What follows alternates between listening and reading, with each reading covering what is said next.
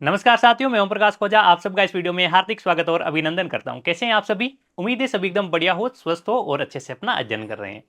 हम पढ़ रहे हैं सामाजिक विज्ञान कक्षा 10th का, जिसमें ब्लूप्रिंट आधारित अन्य महत्वपूर्ण सवालों पर हम चर्चाएं कर रहे हैं। लास्ट वीडियो में हमने भूगोल के अध्याय क्रमांक 1 पर चर्चाएं की, संसाधन और विकास की। यहां पर इस वीडियो में हम बात करने वाले हैं अध्याय क्रमांक 2 वन एवं वन्य जीवों के अति महत्वपूर्ण क्वेश्चन, जो आपकी बोर्ड एग्जाम की दृष्टि से अति महत्वपूर्ण होने वाले हैं। अब यहां पर आप ब्लूप्रिंट देख लीजिएगा। अध्याय क्रमांक 2 है आपका वन एवं वन्य जीव संसाधन।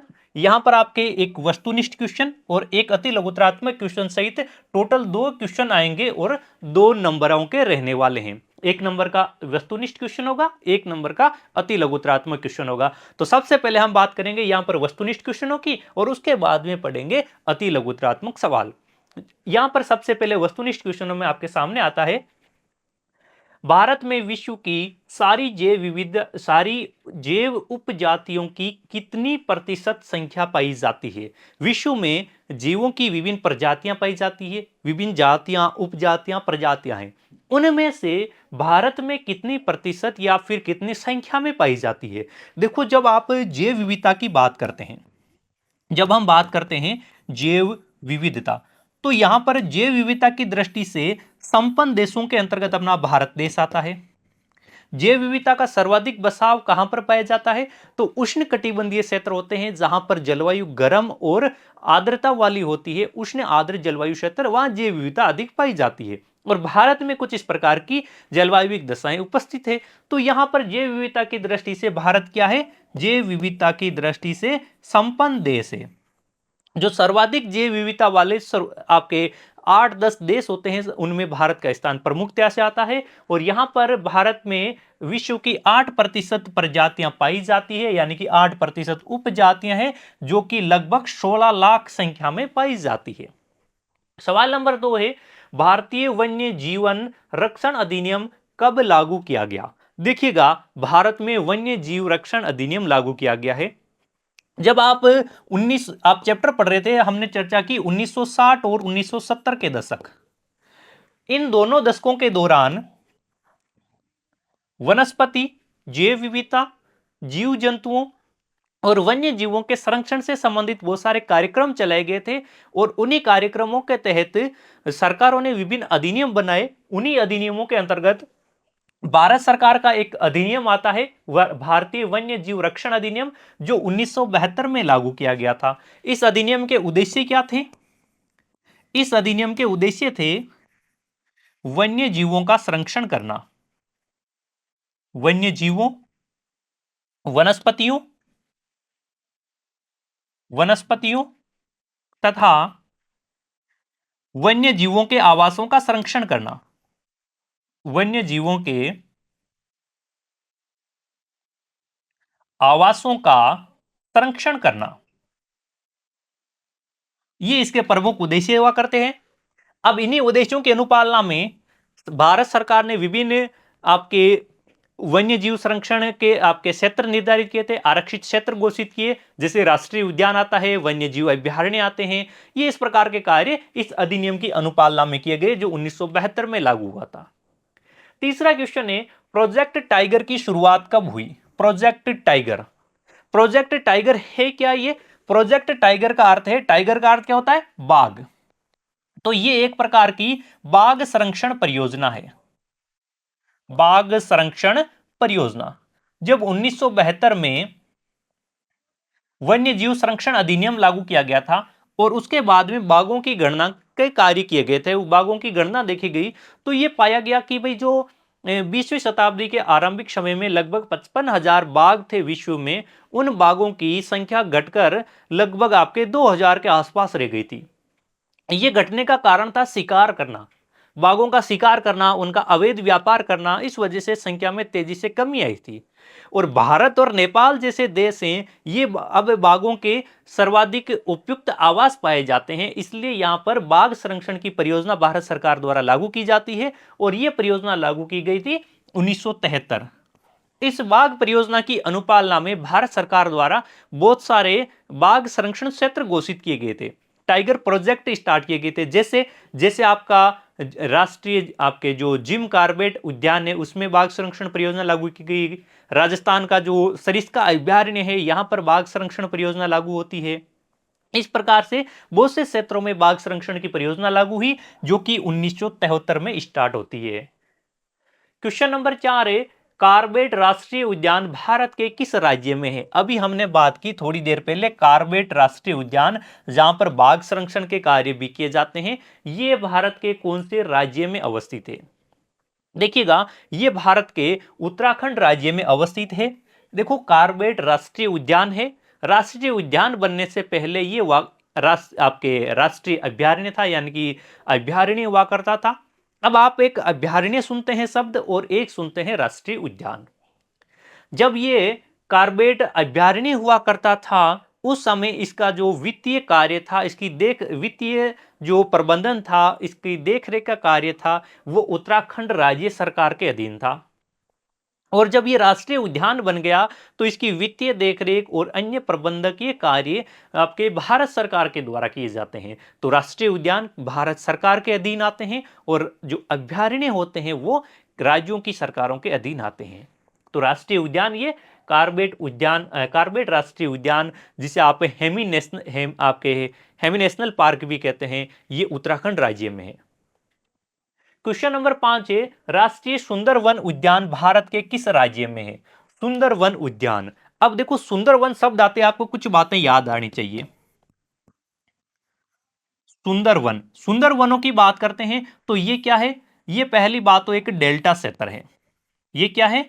डेल्टा क्षेत्र है। यहां पर सुंदरी प्रजाति के वन पाए जाते हैं, इसलिए इसे सुंदर वन कहते हैं।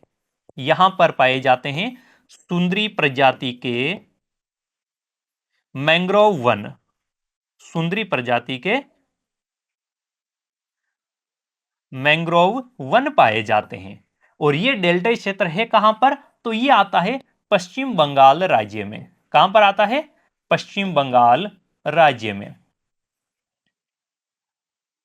पश्चिम बंगाल राज्य में है। और यहां पर इस सुंदरवन में आपके टाइगर संरक्षण कार्य संचालित होता है। टाइगर परियोजना यहां पर संचालित है। टाइगर प्रोजेक्ट संचालित है यहां पर भी। यहां पर जब डेल्टा की बात करते हैं कि ये सुंदरवन डेल्टा क्षेत्र है, तो ये कौन सी नदियों का है? गंगा ब्रह्मपुत्र नदियों का डेल्टा क्षेत्र है सुंदरवन डेल्टा। अब यहां पर जो टाइगर परियोजना है, इस टाइगर परियोजना के तहत कौन से टाइगर है यहां पर? टाइगर की प्रजाति, जैसे यहां पर मैंग्रोव प्रजाति के वन है, जो सुंदरी प्रजाति के मैंग्रोव वन है, उसी प्रकार से यहां पर टाइगर कौन से होते हैं? तो रॉयल बंगाल टाइगर। ये tiger project royal Bengal tiger के संरक्षण के लिए है। रॉयल बंगाल टाइगर के संरक्षण के लिए यह परियोजना संचालित है। ठीक है। अगला क्वेश्चन, बांधवगढ़ राष्ट्रीय उद्यान कहां स्थित है? अगला आपको याद रखना है, बांधवगढ़ राष्ट्रीय उद्यान कहां पर है। अब देखो, इस अध्याय से आपके क्वेश्चन कैसे आने हैं? या तो आपके बहुविकल्पी क्वेश्चन आएंगे जिनमें आपको एक विकल्प पहचानना है, राइट आंसर कौन सा होगा, और या फिर आएंगे अति लघुतरात्मक टाइप के सवाल जिसमें आपको ऐसे छोटे छोटे याद रखने हैं कि ये उद्यान कहां पर है, ये अभयारण्य कहां पर है, ये वन्य जीव अधिनियम कब लागू हुआ था, ये बाघ संरक्षण परियोजनाएं कब स्टार्ट हुई थी। ऐसे जो छोटे वन लाइनर क्वेश्चन है आपको याद रखने हैं, इसीलिए मैं अधिक से अधिक आपके ये वन लाइनर क्वेश्चन आपको सोल्व करवा रहा हूं। तो बांधवगढ़ राष्ट्रीय उद्यान आपके मध्य प्रदेश में आता है। मध्य प्रदेश में आता है। अब मध्य प्रदेश के लिए आप एक याद रखना, जैसे ही अभी हमने बात की थी बाघों की, बाघ या जिसे आप टाइगर कहते हैं, तो सर्वाधिक बाघ मध्य प्रदेश राज्य में पाए जाते हैं, इसलिए मध्य प्रदेश को कहा जाता है टाइगर स्टेट। क्या कहते हैं? टाइगर स्टेट कहते हैं। क्वेश्चन नंबर 7 आपके सामने है, सरिस्का बाघ रिजर्व किस राज्य में है? सरिस्का बाघ रिजर्व, सरिस्का टाइगर प्रोजेक्ट कहां पर है, कौन से राज्य में है? जब सरिस्का की बात आती है तो याद रखना, सरिस्का क्या है? पहली बात तो एक वन्य जीव अभयारण्य है। सरिस्का वन्य जीव अभयारण्य है।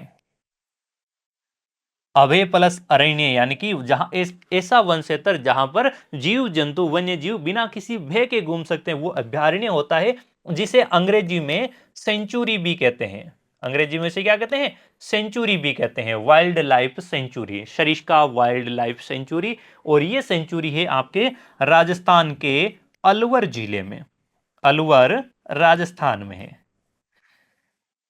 अब अभी हमने बातें की पीछे बांधवगढ़ राष्ट्रीय उद्यान, आपका एक कार्बेट राष्ट्रीय उद्यान, हमने बात की सुंदरवन राष्ट्रीय उद्यान, ये सभी बाघ परियोजनाएं हैं। लेकिन वो सारे जैसे बांधवगढ़ राष्ट्रीय उद्यान है, आपका जिम कार्बेट राष्ट्रीय उद्यान है, सुंदरवन राष्ट्रीय उद्यान है, ये तीनों राष्ट्रीय उद्यान भी हैं और बाघ परियोजनाएं भी है। लेकिन सरिस्का इनसे थोड़ा अलग है।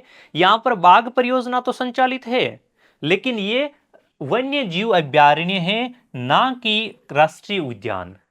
ये क्या है? यहां पर देखो, बाघ परियोजना तो संचालित है, बाघ परियोजना तो यहां पर संचालित है ये, लेकिन ये क्या नहीं है? राष्ट्रीय उद्यान नहीं है, राष्ट्रीय उद्यान नहीं है, ये एक अभयारण्य है, वाइल्ड लाइफ सेंचुरी है। तो आपको क्वेश्चन में क्या पूछा है? कौन से राज्य में है? तो राज्य बता देना कि ये राजस्थान राज्य में है। अगला क्वेश्चन आपके सामने है, पेरियार बाघ रिजर्व किस राज्य में स्थित है? पेरियार बाघ रिजर्व, आप देखो पेरियार नाम आते ही आपको याद आ जाता है कि एक पेरियार नाम की नदी भी प्रवाहित होती है, जो कि दक्षिण भारत की नदी है, दक्षिण भारत की नदी है, यानी कि जो आपके सुदूर दक्षिण में चलते हैं तो पेरियार नदी आती है। और वहां पर राज्य कौन सा आता है? केरल राज्य। तो पेरियार बाघ परियोजना कहां पर है? केरल राज्य में है। क्वेश्चन नंबर 9 है, काजीरंगा राष्ट्रीय उद्यान किस राज्य में स्थित है? काजीरंगा नेशनल पार्क कौन से राज्य में है? काजीरंगा आता है पूर्वोत्तर भारत का राष्ट्रीय उद्यान, और ये आपके असम राज्य के अंतर्गत है। अभी देखो, आपने उत्तर भारत के राष्ट्रीय उद्यान की बात की, वो कौन सा था? कार्बेट राष्ट्रीय उद्यान उत्तराखंड में, हिमालयी राज्य है। दक्षिण भारत में बात की, पेरियार बाघ परियोजना कहां पर है? केरल में। पश्चिम की तरफ हमने बात की, तो पश्चिम में आपके आता है सरिस्का टाइगर प्रोजेक्ट, जो कि आता है राजस्थान में। पूर्व की तरफ आप चले तो पूर्व में आया था रॉयल आपके टाइगर, रॉयल बंगाल टाइगर के लिए संरक्षित परियोजना, वो आती है आपके सुंदरवन परियोजना। मध्य भारत में देखा तो मध्य भारत के अंतर्गत मध्य प्रदेश का बांधवगढ़ राष्ट्रीय उद्यान, जो टाइगर प्रोजेक्ट भी संचालित है वहां पर। हमने पूर्वोत्तर भारत की ओर देखा तो वो आता है आपका काजीरंगा राष्ट्रीय उद्यान। तो भारत के सभी कोनों में कौन कौन से टाइगर प्रोजेक्ट है, कौन से राष्ट्रीय उद्यान है, उनकी हमने चर्चाएं कर ली। ठीक है, अब देखो जब आप भारत के मानचित्र में इन सबको देखते हैं ना, कहां पर दिखाई देते हैं ये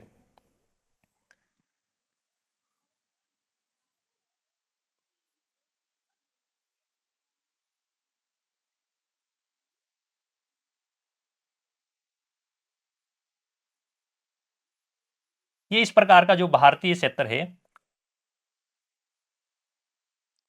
इस भारतीय क्षेत्र में आप देखते हैं ना, तो यहां पर जो आपका उत्तरी भारत है, उत्तरी भारत में जो ये उत्तराखंड वाला क्षेत्र है, यहां पर आपको कार्बेट राष्ट्रीय उद्यान मिल जाता है, यहां पर आपको पेरियार बाघ परियोजना मिल जाती है, यहां पर आपको सरिस्का टाइगर प्रोजेक्ट मिल जाता है, यहां पर आपको मिल जाता है सुंदरवन डेल्टा क्षेत्र में सुंदरवन राष्ट्रीय उद्यान मिल जाता है। मध्य प्रदेश में, यहाँ मध्यवर्ती भारत में आपको बांधवगढ़ टाइगर प्रोजेक्ट मिल जाता है।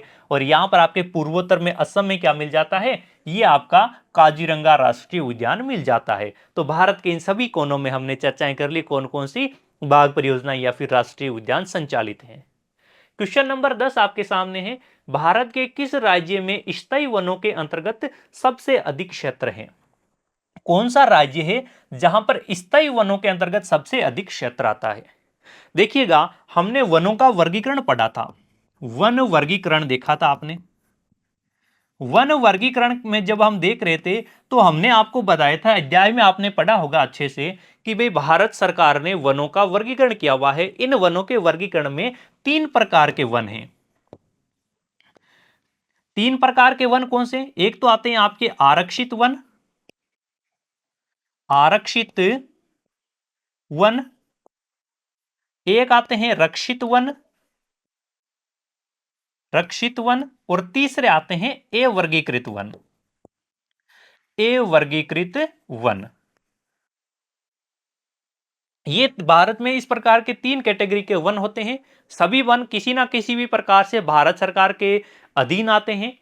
आरक्षित वन जो आपके प्रोटेक्ट फॉरेस्ट कहलाते हैं, रक्षित वन जो कि आपके सिक्योरिटी वाले के जो आपके भारत सरकारों के अधीन आने वाले वन क्षेत्र होते हैं, और अवर्गीकृत वन क्या होते हैं, ये वन आपके सरकार के अधीन भी आते हैं, सामुदायिक क्षेत्रों के अधीन भी आते हैं, और व्यक्तिगत क्षेत्र के अधीन भी आते हैं। अवर्गीकृत वनों में अधिकतर वो क्षेत्र आते हैं जहां पर या तो वो आपके बंजर या परती भूमि है, जहां पर वन क्षेत्र फैला हुआ है अवर्गीकृत रूप से, या फिर किसी सामुदायिक संस्था के द्वारा ये वन विकसित किए गए हैं, या फिर व्यक्तिगत क्षेत्र के कोई वन क्षेत्र हैं जो अवर्गीकृत क्षेत्र कहलाते हैं। जबकि जो आरक्षित वन और रक्षित वन होते हैं ये दोनों कहलाते हैं स्थायी वन। ये क्या कहलाते हैं? स्थायी वन कहलाते हैं। अब जब आप आरक्षित वनों की बात करते हैं तो भारत में कुल वनों का 50% से अधिक हिस्सा 50% से अधिक हिस्सा जो कुल वन क्षेत्र हैं उनका 50% से अधिक हिस्सा आरक्षित वनों में आता है, और कुल वन क्षेत्र का 1/3 भाग रक्षित वनों के अंतर्गत आता है। 1/3 से अधिक भाग रक्षित वनों में आता है, और कुल वनों का जो शेष बचा हुआ भाग है वो अवर्गीकृत वनों के अंतर्गत आता है। उम्मीद करता हूं कि आप वनों के इस वर्गीकरण को अच्छे से समझ पाए होंगे। और अब यहां पर पूछा है कि कौन से राज्य में स्थायी वन सबसे अधिक है, यानी कि आरक्षित और रक्षित वनों को मिला दिया जाए तो वो सबसे ज्यादा कौन से राज्य में आते हैं, तो वो मध्य प्रदेश में आते हैं, और ये 75% है। 75% का अर्थ क्या है यहां पर? इसका सिंपल सा अर्थ है मध्य प्रदेश के कुल वन क्षेत्र का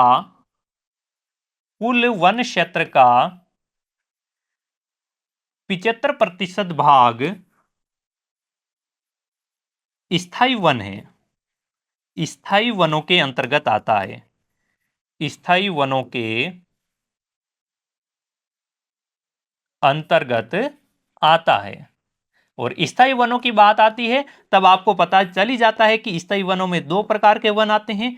एक तो आते हैं आरक्षित वन, और दूसरे आ जाते हैं रक्षित वन। रक्षित वन।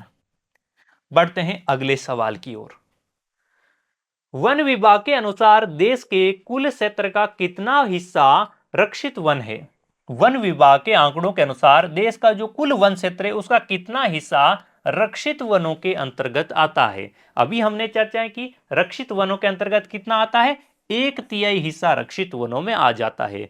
अगर आपसे पूछ लिया जाए आरक्षित वनों में कितना आता है, आरक्षित वनों में तो ये आ जाता है आपका 50% से अधिक, अर्थात आधे से ज्यादा वन आरक्षित हैं, और 1/3 हिस्सा अवर्गीय आपके रक्षित वनों में आता है, और शेष भाग बचा हुआ है वो भाग आ जाता है आपके आरक्षित अवर्गीकृत वनों के अंतर्गत या नॉन क्लासिफाइड वनों में।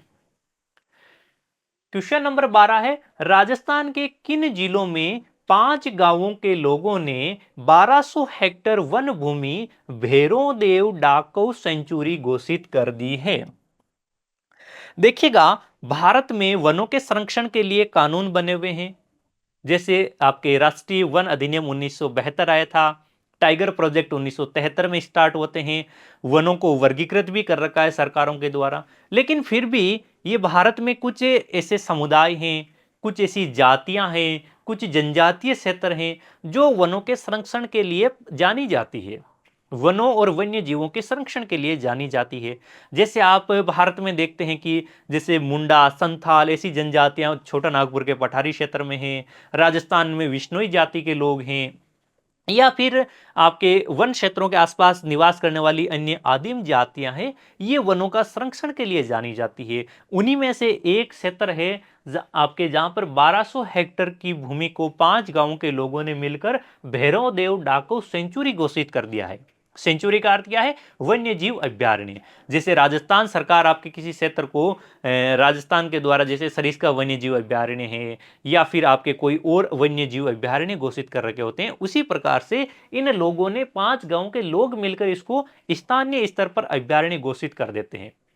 ऐसे क्षेत्रों में अभयारण्य घोषित करने का अर्थ होता है कि वहां पर वो दूसरे क्षेत्र के लोगों का प्रवेश वर्जित करते हैं, यहां तक कि वो सरकार के प्रवेश को भी या फिर सरकारी हस्तक्षेप को भी वो आपके स्वीकार नहीं करते हैं कि भाई आपके हस्तक्षेप की वजह से यहाँ के वन्य जीव जगत को नुकसान हो जाएगा, इनको हानि पहुंचेगी, जैव विविधता का हनन हो जाएगा। तो इसका राइट आंसर क्या होगा? ये भैरव देव डाको सेंचुरी कहां पर है? तो ये अलवर में आती है, अलवर राजस्थान में। अब अलवर राजस्थान में कौन सा क्षेत्र है? देखिएगा, अलवर जो राजस्थान के पूर्वी भागों में, जब आप राजस्थान का मानचित्र देखते हैं, इस प्रकार का राजस्थान विषम कोणीय चतुर्भुजाकार आकृति का राजस्थान है, जिसके इन पूर्वी भागों में यहां पर क्या है? अलवर है। जैसे यहां पर जयपुर है, जयपुर के पास आगे यहां पर अलवर आता है। इस अलवर में सरिस्का वन्य जीव अभ्यारण्य है। सरिस्का वन्य जीव अभ्यारण्य के पास में ही 1200 हेक्टेयर भूमि है, जिसे 5 गांवों के लोगों ने मिलकर इसे भैरव देव डाको सेंचुरी घोषित कर दिया है, जहां पर शिकार को अवैध घोषित कर दिया गया है। शिकार पर प्रतिबंध लगाया इन्होंने कि कोई भी व्यक्ति यहां पर वन्य जीवों का शिकार नहीं कर सकता है। बाहरी लोगों का प्रवेश निषेध है, बाहरी लोगों का प्रवेश निषेध है।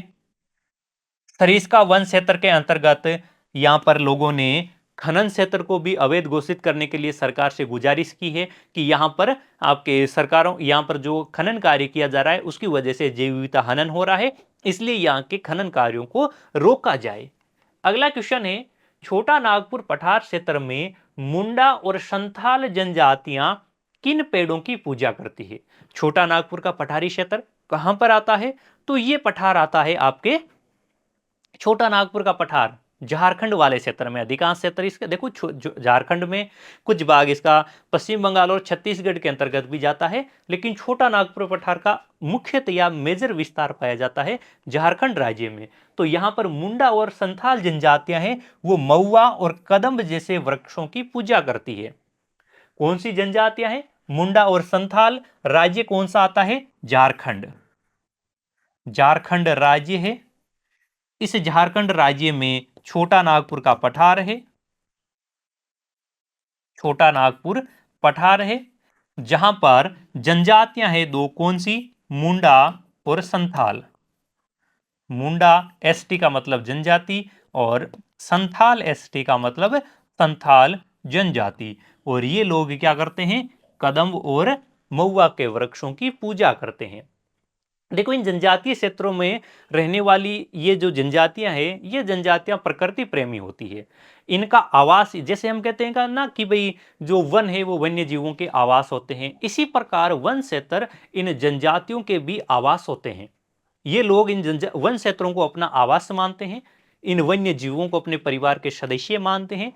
इसी और ये जो यहाँ पर पेड़ पौधों की पूजा करते हैं, यहां पर प्रकृति की पूजा करते हैं, वन्य जीवों की भी पूजा की जाती है, इसलिए ये प्रकृति की रक्षक जातियां कहलाती है। इसी वजह से ये जनजातियां कई क्षेत्रों में अपने वन क्षेत्र में बाहरी लोगों का प्रवेश निषेध कर देती है कि बाहरी लोग यहां पर प्रवेश ना करें। यहां तक कि कभी कभी तो सरकारों का हस्तक्षेप होता है, उसको भी ये स्वीकार नहीं करते हैं।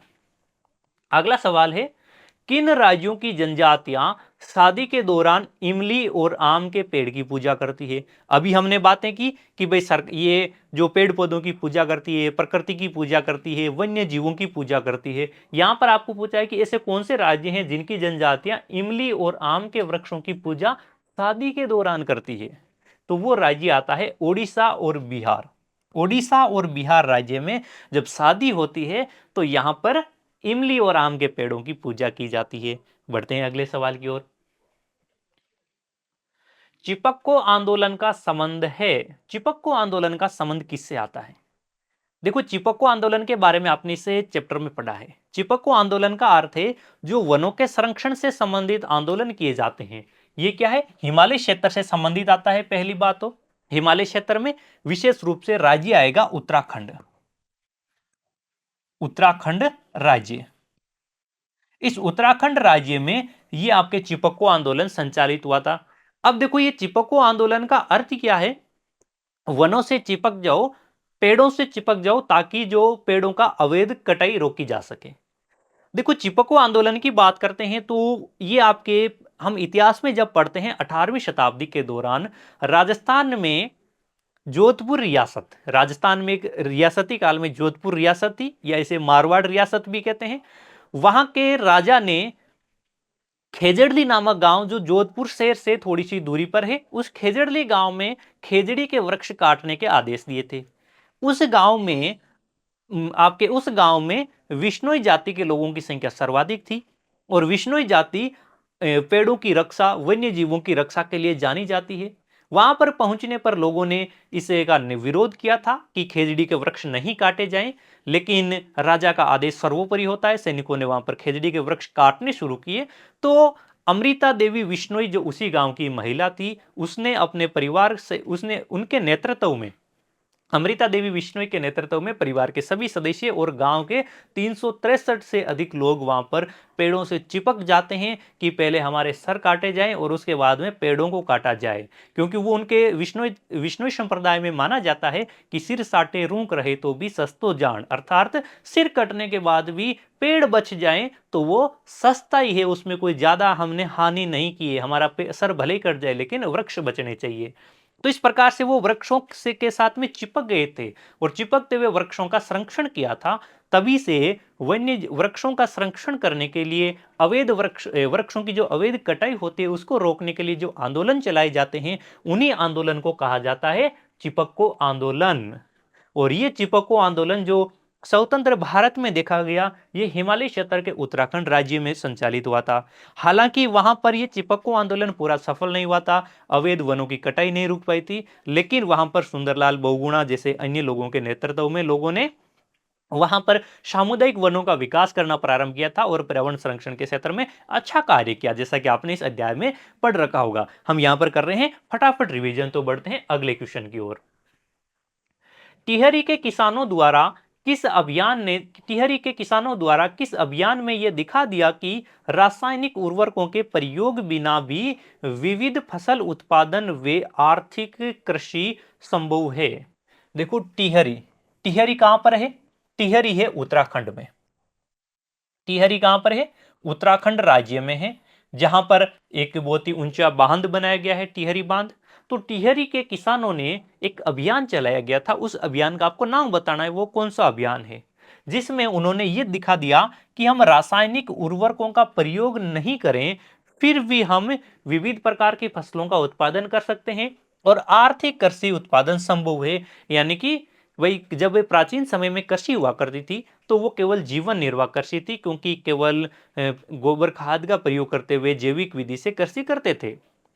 लेकिन जैसे ही रासायनिक उर्वरक आए तो पैदावार तेजी से बढ़ने लगी, जिसे हम आर्थिक कृषि कहते हैं या व्यापारिक कृषि कहते हैं।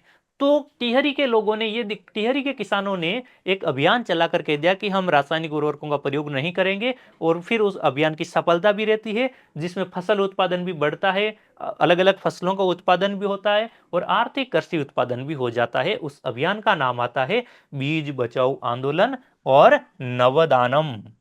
बीज बचाओ आंदोलन और नवदानम आंदोलन, इन दोनों आंदोलनों के आपके नाम याद रखने हैं, क्योंकि यहां से आपके क्वेश्चन कैसे आएंगे, केवल वन लाइनर क्वेश्चन आने वाला है या बहुविकल्पी सवाल। 1988 में राज्य ने संयुक्त वन प्रबंधन का पहला प्रस्ताव पारित किया। 1988 किस राज्य ने संयुक्त वन प्रबंधन का पहला प्रस्ताव पारित किया? अब एक शब्द आया है संयुक्त वन प्रबंधन। अब संयुक्त वन प्रबंधन होता क्या है? संयुक्त वन प्रबंधन का अर्थ है कि देखो, वनों के संरक्षण का कार्य सरकार के हाथ में होता है। सरकार का वन विभाग वन संरक्षण का कार्य करता है। अगर वन विभाग स्थानीय क्षेत्र के लोगों के साथ मिलकर कोई एक समिति बनाता है, जिसमें वन विभाग के अधिकारी भी होते हैं और स्थानीय क्षेत्र के लोग भी उस समिति में शामिल होते हैं, और फिर वो समिति वनों के संरक्षण का, वनों की देखभाल का कार्य करती है, तो वो कहलाता है संयुक्त वन प्रबंधन। इस प्रकार का प्रस्ताव 1988 में सबसे पहले ओडिशा राज्य ने पास किया था। ओडिशा राज्य ने इस प्रकार का प्रस्ताव पास किया था, जिसमें वन विभाग के कुछ अधिकारी होते हैं, कुछ गांव के लोग, ग्रामीण क्षेत्र के लोगों को शामिल किया जाता है और उनको मिलाकर एक समिति बनाई जाती है और वो उस अमुक वन क्षेत्र के अंतर्गत वनों का प्रबंधन करते हैं और ये कहलाता है आपका संयुक्त वन प्रबंधन, जो 1988 में सबसे पहले आया था ओडिशा के अंतर्गत। क्वेश्चन नंबर 18 है, चिपको आंदोलन से जुड़े हुए पर्यावरणविद कौन है? चिपको आंदोलन से जुड़े हुए पर्यावरणविद कौन है, उनका नाम क्या है? चिपको आंदोलन हमने बात की वनों के संरक्षण से संबंधित है और इसका अभी मैंने थोड़ी देर पहले कहीं पर आपके नाम भी लिया था और उससे संबंधित है अमृता देवी बिश्नोई और सुंदरलाल बहुगुणा। सुंदरलाल बहुगुणा और अमृता देवी बिश्नोई, जिनकी मैंने चर्चा की कि भाई ये प्राचीन जोधपुर रियासत से संबंधित है।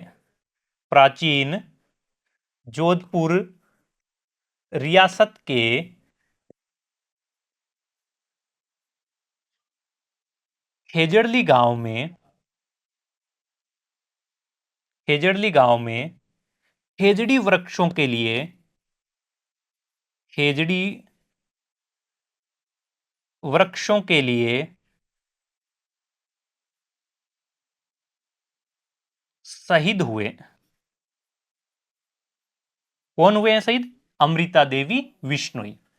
और सुंदरलाल बहुगुणा की बात करें तो ये आपके हिमालय क्षेत्र में चिपको आंदोलन से संबंधित है। अगले क्वेश्चन की ओर बढ़ते हैं। 19 नंबर क्वेश्चन आपके सामने है, वन कितने प्रकार के होते हैं? सिंपल सा क्वेश्चन आया, वन कितने प्रकार के होते हैं। वैसे इस क्वेश्चन की हमने चर्चा पीछे किसी एक क्वेश्चन के व्याख्या के अंतर्गत हमने कर ली है कि भाई वनों को कितने प्रकार से विभाजित किया गया है। वनों का वर्गीकरण 3 प्रकार से किया गया है, आरक्षित वन, रक्षित वन और अवर्गीकृत वन। और ये जो आरक्षित और रक्षित वन है इनको कहा जाता है स्थायी वन। और स्थायी वनों की बात करें तो अधिकतर हिस्सा भारत में स्थायी वनों के अंतर्गत आता है। आरक्षित वनों की बात करें तो ये जो कुल वन क्षेत्र होता है उसका 50% से अधिक हिस्सा आरक्षित वनों के अंतर्गत आता है। भारत के कुल वन क्षेत्रों का 1/3 भाग रक्षित वनों के अंतर्गत आता है और शेष बचा हुआ भाग अवर्गीकृत वनों में है। शेष भाग अवर्गीकृत वनों के अंतर्गत आता है। फिर आप स्थायी वनों की बात करते हैं तो सर्वाधिक स्थायी वनों वाला राज्य कौन सा है? तो वो आता है आपका मध्य प्रदेश राज्य, जिसे टाइगर स्टेट भी कहते हैं। इस मध्य प्रदेश में कुल वन क्षेत्र का 75% भाग क्या है? स्थायी वन। मध्य प्रदेश के कुल क्षेत्रफल का 75% स्थायी वन नहीं है, ये मध्य प्रदेश में पाए जाने वाले कुल वन क्षेत्र का 75% भाग स्थायी वन है और यहां पर 25% कौन से हैं? अवर्गीकृत वन आ जाते हैं। क्वेश्चन क्रमांक 20 से संकटग्रस्त प्रजातियां किसे कहते हैं? संकटग्रस्त प्रजातियां ऐसी प्रजातियां जिन पर संकट आ चुका है कि अगर इन प्रजातियों को संरक्षित नहीं किया तो ये प्रजातियां भविष्य में हमारे सामने दिखाई नहीं देगी, वो प्रजातियां पूरी इस पृथ्वी से ही लुप्त हो जाएगी। ऐसी प्रजातियों को कहा जाता है संकटग्रस्त प्रजातियां। तो ये कौन सी आती है? वे प्रजातियां जिनकी संख्या कम हो गई है तथा उनके लुप्त होने का खतरा है, ये संकटग्रस्त प्रजातियां कहलाती है। जैसे जैसे आप चर्चा करते हैं कि भाई भारत में संकटग्रस्त प्रजातियां कौन सी है, तो उसमें जैसे राजस्थान का राज्य पक्षी गोडावण आता है, ये संकटग्रस्त प्रजातियों के अंतर्गत आता है ना। इस प्रकार की प्रजातियां संकटग्रस्त प्रजातियां हैं। आपको यहां पर परिभाषा याद रखनी है। और इन प्रजातियों का आंकलन कहां पर किया जाता है, इनको कहां पर लिखा जाता है? एक अंतरराष्ट्रीय संस्था है IUCN। हालांकि इनको आप उच्च कक्षाओं में पढ़ेंगे, लेकिन आपको याद रखने की दृष्टिकोण से, समझने के दृष्टिकोण से बता देता हूं। एक अंतरराष्ट्रीय संस्था है IUCN। IUCN के द्वारा प्रकाशन किया जाता है। IUCN के द्वारा प्रकाशन किया जाता है किसका? रेड डेटा बुक का। रेड डेटा बुक, जिसे आप हिंदी में कहते हैं लाल आंकड़ा पुस्तक। इस पुस्तक में एक सूची तैयार की जाती है संकटग्रस्त प्रजातियों की, और इस पुस्तक में लिखी गई प्रजातियां सभी संकटग्रस्त प्रजातियां हैं, जिसकी विभिन्न श्रेणियां भी बनाई जाती है कि कौन सी संकटापन्न है, कौन सी संकटग्रस्त है, कौन सी विलुप्ति की कगार पर है। ये सारे कार्य अंतरराष्ट्रीय संस्थान IUCN के द्वारा किए जाते हैं।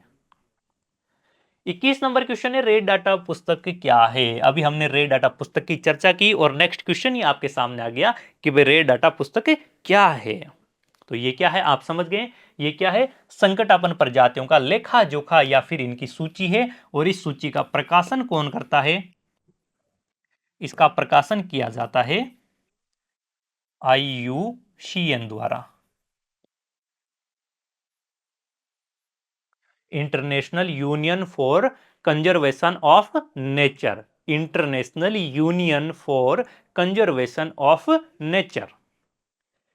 अब आगे चलते हैं अति लघुत्रात्मक सवालों की ओर। अब तक हमने चर्चा की थी वस्तुनिष्ठ क्वेश्चन, यानी कि जिनमें आपको एक शब्द में आंसर मिल जाता है, जो कि आपके वन लाइनर या फिर आपके वन वर्ड वाले क्वेश्चन आते हैं। क्वेश्चन होता है जिसका आंसर एक शब्द में रहता है। इस ऐसे सवालों में पीछे जो हमने सवाल किए थे उनमें आपके सामने 4 विकल्प दिए होंगे, ए बे से दे, उनमें से आपको एक पहचाना होता है। हम यहाँ पर विकल्प क्यों नहीं रख रहे हैं, क्योंकि आपको सीधा आंसर याद होना चाहिए। जब आपको यहां पर सीधा आंसर याद होगा ना, तो उसमें से आप ऑप्शनों में पहचानने में आप गलती नहीं करेंगे।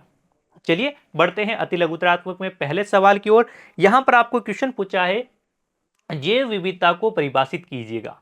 यहां पर हम जैव विविधता की चर्चाएं कर रहे थे पूरे अध्याय में। अब बताइएगा जैव विविधता क्या है। जब आप जैव विविधता की बात करते हैं तो इसमें जीवों की विविधता, जीवों की प्रजातियों की विविधता, जीवों की जातियों और उपजातियों की विविधता क्या कहलाती है, जैव विविधता कहलाती है। पृथ्वी के स्थलीय और जलीय भाग पर अनेक प्रकार के जीव जंतुओं तथा वनस्पति का पाया जाना ही जैव विविधता है। चाहे पृथ्वी का स्थलीय भाग हो, चाहे पृथ्वी का जलीय भाग हो, वहां पर जीव जंतु और वनस्पतियों का पाया जाना जैव विविधता होती है। इस जैव विविधता की आप बात करते हैं तो इसमें देखो एक तो स्थल आता है और एक आपका जलीय भाग आता है। स्थल पर भी आपके वनस्पति होती है, जीव जंतु होते हैं, यानी कि जीव जगत या जीव जंतु होते हैं। जलीय क्षेत्र में भी वनस्पति होती है, जलीय वनस्पति होती है, जैसे मैंग्रोव वनस्पति जलीय वनस्पति है। और वहां पर आपके जीव जंतु भी होते हैं। इनका अधिक संख्या में पाए जाना जैव विविधता होती है। अब इसमें यह जैव विविधता आपके प्रजाति की जैव विविधता हो सकती है, प्रजाति की विविधता हो सकती है, इन प्रजाति में पाए जाने वाले जीव जंतुओं या वनस्पति जगत की संख्या की विविधता हो सकती है। इस प्रकार से ये जैव विविधता होती है। ठीक है, बढ़ते हैं अगले सवाल की ओर। पारिस्थितिकी तंत्र किसे कहते हैं। पारिस्थितिकी तंत्र क्या है, इसकी भी परिभाषा लिखनी है आपको कि भाई मानव और जीवधारी, मानव और दूसरे जीवधारी मिलकर एक जटिल तंत्र का निर्माण करते हैं जिन्हें पारिस्थितिकी तंत्र कहते हैं। मानव और अन्य जो जीवधारी हैं ये सभी मिलकर एक तंत्र का निर्माण करते हैं, जटिल तंत्र होता है जिसे हम पारिस्थितिकी तंत्र कहते हैं। और इसी पारिस्थितिकी तंत्र में जैव विविधता पाई जाती है। अगला सवाल, वनों और वन्य जीवन का संरक्षण करना क्यों आवश्यक है। हम बात कर रहे हैं वनों और वन्य जीवों के संरक्षण की। इनके संरक्षण की आवश्यकता क्या है। भाई वन हमारे पास में है, वन्य जीव हमारे क्षेत्र में है, इनसे हमें जो लाभ मिल रहे हैं वो लाभ लेते रहे हैं हम। जैसे वनों से आपको इमारती लकड़ी मिल जाती है, विभिन्न वन उत्पाद मिल जाते हैं। वनों की आप कटाई करते हैं तो ये लकड़ी आप मार्केट में बेचते हैं तो आपको बहुत सारा पैसा मिल जाता है।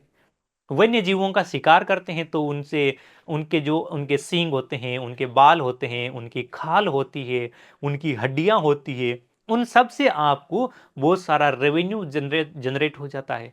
तो ऐसी हानि क्यों कर रहे हैं, पैसा ही तो आ रहा है, फिर भी हम संरक्षण की बात क्यों करते हैं।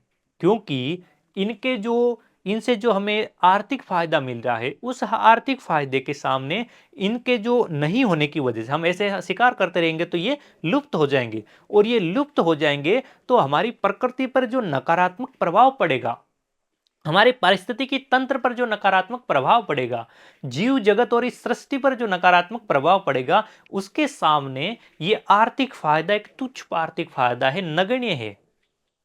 इसलिए हमें इनके संरक्षण की आवश्यकता होती है। वन और वन्य जीवन के संरक्षण से पारिस्थितिकी विविधता बनी रहती है, तथा हमारे जीवन साध्य संसाधन जैसे जल, वायु और मृदा ये सभी बने रहते हैं। इनसे क्या होगा? इनसे आपका जीवन संरक्षण से पारिस्थितिकी विविधता बनी रहेगी, पारिस्थितिकी में जैव विविधता पर्याप्त बनी रहेगी, और हमारे जीवन साध्य संसाधन, ऐसे संसाधन जिनके बिना हमारा जीवन संभव नहीं है, वे संसाधन कौन सा? जल, वायु और मृदा, ये बने रहते हैं। अगर जल नहीं है तो हमारा जीवन नहीं है।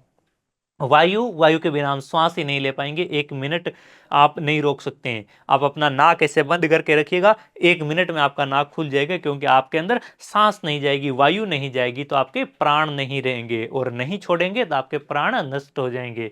मृदा के बिना क्या है? मृदा वाले क्षेत्र, मृदा में आपके फसलें पैदा की जाती है, वहीं पर चारागाह विकसित होते हैं, उन्हीं से हमारे खाद्य पदार्थ आते हैं जिनसे हमारा जीवन चलता है। तो ये सभी जो संसाधन मिल रहे हैं, जीवन साध्य संसाधन, ये आपके वनों और वन्य जीवों के संरक्षण से ही संभव हो पाते हैं। भारत में जैव विविधता को कम करने वाले 2 कारक बताइएगा। भारत में जैव विविधता जो कम हो रही है उसके 2 कारक, यानी कि जैव विविधता का हनन करने वाले, जैव विविधता का हनन करने वाले कारक कौन कौन से हैं? उन 2 कारकों के आपको नाम लिखने हैं। तो उसमें सबसे पहला आता है वन्य जीवों के आवास का विनाश, जंगली जानवरों का मारना और उनका आखेटन, और दूसरा आ जाता है पर्यावरण प्रदूषण। अब आप वन क्षेत्र में जाएंगे, वन्य जीवों के आवास का विनाश कर लेंगे। कैसे?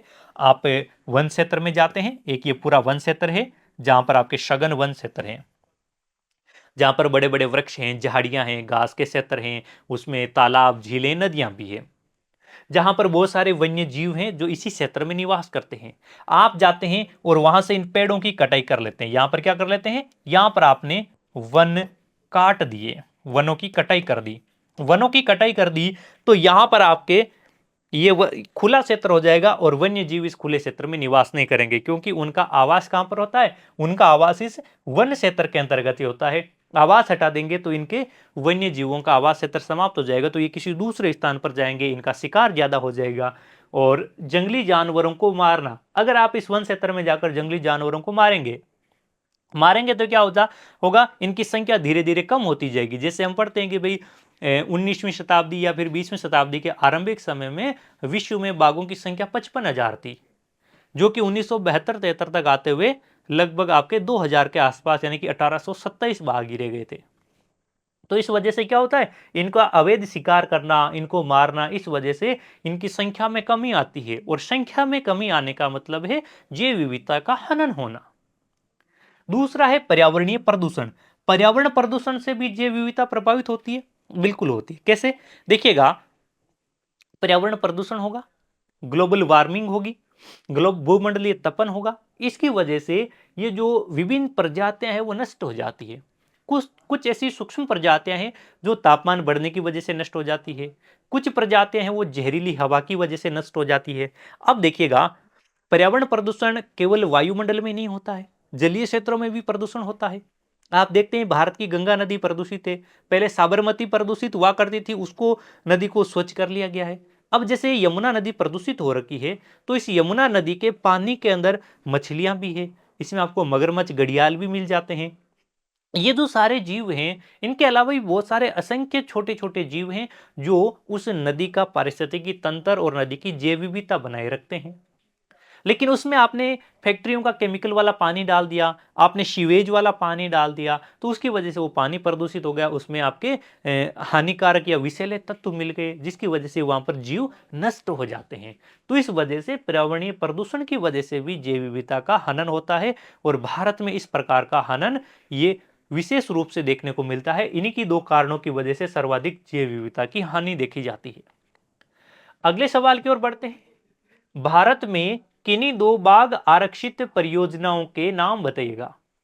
भारत में आपको बाघ संरक्षण की जो परियोजनाएं चल रही है, उन परियोजनाओं में से केवल 2 परियोजनाओं के नाम बताने हैं कि बाघ संरक्षण की 2 परियोजनाएं कौन कौन सी है।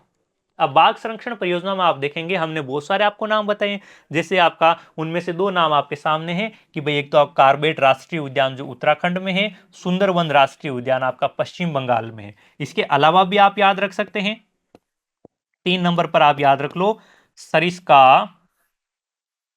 बाग परियोजना कहां पर है भाई, फटाफट बताइएगा।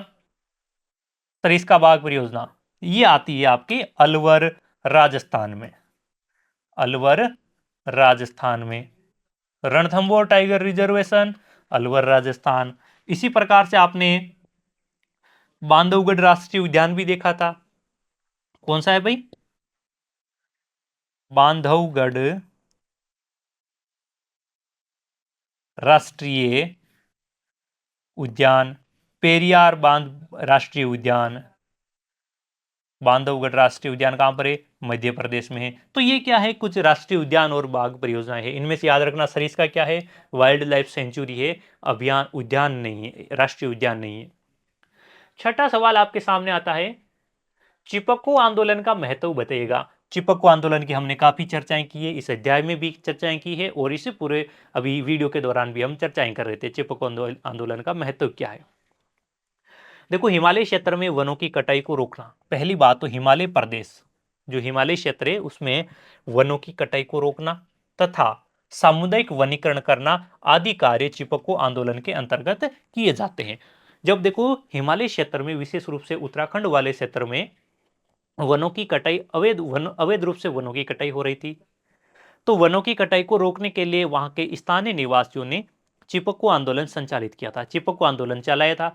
लेकिन ये आंदोलन वनों की कटाई को रोकने में तो पूरी तरीके से सफल नहीं हुआ था, लेकिन सफल नहीं रोक वनों की कटाई नहीं रोक पाया था।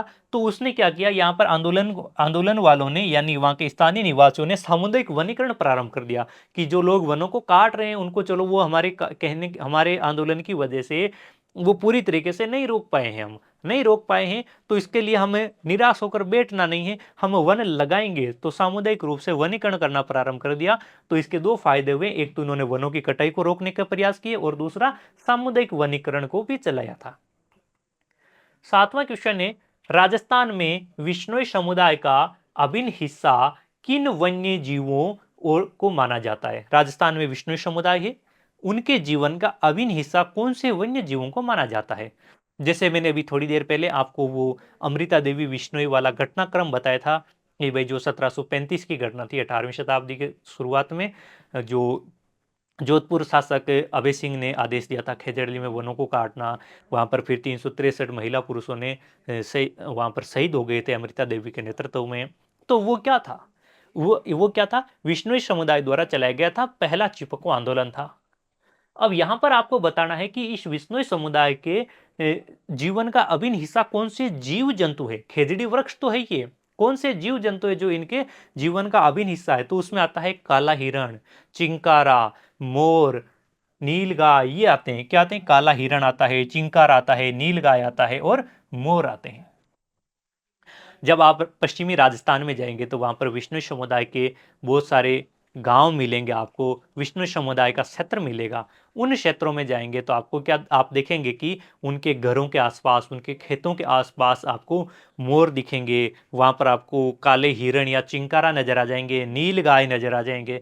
यहां तक कि वो अपने खेतों के चारों ओर बाड़ भी नहीं लगाते हैं, ताकि बाढ़ नहीं लगाने का रीजन क्या होता है कि भाई बाढ़ खेत के चारों ओर क्यों लगाते हैं, ताकि वहां पर हिरण और नीलगाय आकर फसलों का उजाड़ नहीं करें। लेकिन विष्णु संप्रदाय के लोग कहते हैं कि हम अगर ये बाढ़ लगा देंगे तो ये नीलगाय और ये चिंकारा हिरण है, ये भूखे रह जाएंगे, ये कहाँ से अपना भोजन प्राप्त करेंगे। तो वो बाढ़ लगाते ही नहीं है कि चलो कुछ तो खा लेंगे, थोड़ा मेरे खेत से खाएंगे, थोड़ा उसके खेत से खाएंगे, पूरे गांव में से फिर कर किताक नष्ट कर देंगे, इनका भी गुजारा होना चाहिए। तो ये इनके काला हिरण, चिंकारा, नीलगाय और मोर इनकी जीवन का अभिन्न हिस्सा होते हैं। संयुक्त वन प्रबंधन क्या है। अभी देखो हमने थोड़ी देर पहले संयुक्त वन प्रबंधन पर चर्चा की थी। वनों का प्रबंधन का कार्य सरकारों के द्वारा किया जाता है, लेकिन अगर वनों के प्रबंधन के लिए सरकार में कौन सा विभाग आता है, तो वो आता है वन विभाग। अगर वन विभाग वनों का प्रबंधन करे तो वो सरकारी प्रबंधन कहलाता है। लेकिन अगर वन विभाग कानूनी रूप से एक समिति का निर्माण करे, जिस समिति में कुछ वन विभाग के अधिकारी होते हैं और कुछ ग्रामीण क्षेत्र के या स्थानीय लोग होते हैं, और उन दोनों सरकार के अधिकारी, वन वन विभाग के अधिकारी और ग्रामीण लोग ये मिलकर एक समिति निर्माण करते हैं, जिसमें सरकारी अधिकारी भी होते हैं और वन विभाग के अधिकारी और आपके ग्रामीण क्षेत्र के लोग भी होते हैं। इनके द्वारा बनाई गई इस संस्था के द्वारा अगर वनों का संरक्षण किया जाता है, वनों का प्रबंधन कार्य किया जाता है, तो वो कहलाता है संयुक्त वन प्रबंधन। वन विभाग के अंतर्गत संयुक्त वन प्रबंधन हरित वनों के बचाव के लिए, हरित वनों का बचाव यानी कि जो वनों का हानि हो चुकी थी, वनों का हनन हो चुका है, उन हरित वनों के बचाव के लिए कार्य किया जाता है संयुक्त वन प्रबंधन के अंतर्गत। इसमें गांव के स्तर पर संस्थाएं बनाई जाती है, जिनमें ग्रामीण और वन विभाग के अधिकारी संयुक्त रूप से कार्य करते हैं। अब जो संयुक्त वन प्रबंधन है, ये सबसे पहले कब आए थे? 1988 में ओडिशा सरकार ने ये स्टार्ट किए थे। संयुक्त वन प्रबंधन का कॉन्सेप्ट सबसे पहले 1988 में ओडिशा सरकार द्वारा एक प्रस्ताव पारित करके लाया गया था। बस इतना याद रख लोगे, 1988 ओडिशा सरकार, और इसमें आपके वन विभाग के अंतर्गत ये हरित वनों के बचाव के लिए ये संयुक्त वन प्रबंधन के द्वारा कार्य किया जाता है। इसमें वन विभाग के अधिकारी और गांव के स्थानीय लोगों द्वारा मिलकर एक समिति बनाई जाती है। उस समिति द्वारा इन हरित वनों के बचाव के लिए कार्य किया जाता है, इनका प्रबंधन किया जाता है, वही कहलाता है आपका संयुक्त वन प्रबंधन। तो इतना याद रख लोगे तो पूरा संयुक्त वन प्रबंधन हो जाएगा। यहां से आपका वन वर्ड वाला क्वेश्चन पूछे या फिर वन लाइनर क्वेश्चन पूछे, आपका क्वेश्चन यहां से बन जाएगा। और इसी के साथ ही मैं आपके इस अध्याय क्रमांक 2 के अन्य महत्वपूर्ण सवाल जो परीक्षा की दृष्टि से बहुत ही महत्वपूर्ण है, उनका मैंने आपके सामने पूरा सारांश प्रस्तुत किया था, उनकी मैंने व्याख्याएं लिखी है, सारी व्याख्याएं आपको एक्सप्लेन करके बताई है। इतना पढ़ने के बाद में आपके पूरे चैप्टर का भी रिवाइज हो जाएगा। तो इन क्वेश्चनों की आप एक्सप्लेनेशन देखना, इनको बार बार सुनना, इन पीडीएफ को बार बार पढ़ना।